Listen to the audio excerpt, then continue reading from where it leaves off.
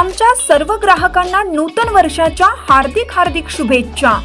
शुभेच्छुक मिरज पूर्व भागातील आपल्या हक्काचे आपले गंगाटेक रेस्ट्रो बेळंकी।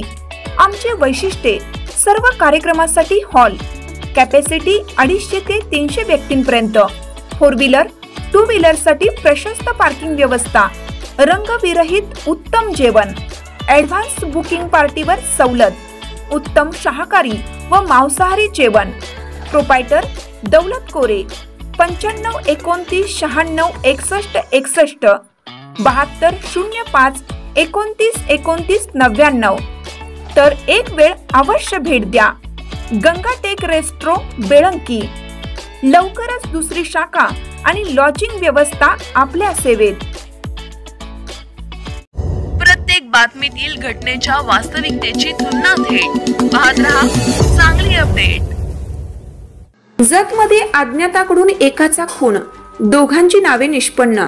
पोलिसांनी खुनाच्या गुन्ह्याचे कलम वाढवले।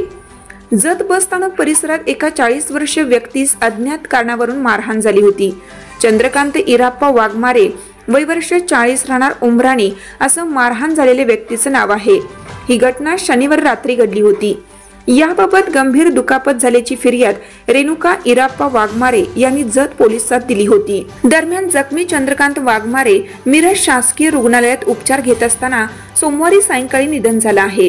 पोलिसांनी गंभीर मारहाण बरोबर गुन्ह्यामध्ये खुनाचा गुन्हा हे कलम सोमवारी रात्री 8 वाजता वाढवला आहे।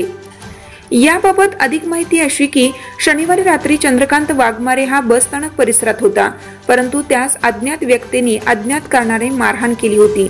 त्यात तो गंभीर जखमी झाल्याने चंद्रकांत वाघमारे यास मिरज येथील शासकीय रुग्णालयात उपचारासाठी दाखल केलं होतं। मारहाण केल्याबाबतची फिर्याद जखमी चंद्रकांतची आई रेणुका वाघमारे यांनी जत पोलिसात दिली होती।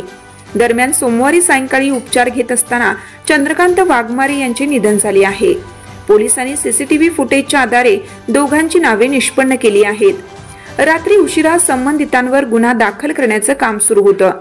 या घटनेसंदर्भात पोलीस निरीक्षक सूरज बिजली यांच्याशी संपर्क साधला असता ते म्हणाले, सीसीटीव्ही फुटेजच्या आधारे आरोपीची नावे निष्पन्न झाली आहेत। चंद्रकांत वाघमारे यांच्यावर गंभीर मारहाण म्हणून गुन्हा दाखल होता, परंतु यामध्ये खुनाचा गुन्हा म्हणून हे कलम वाढवण्यात आला आहे।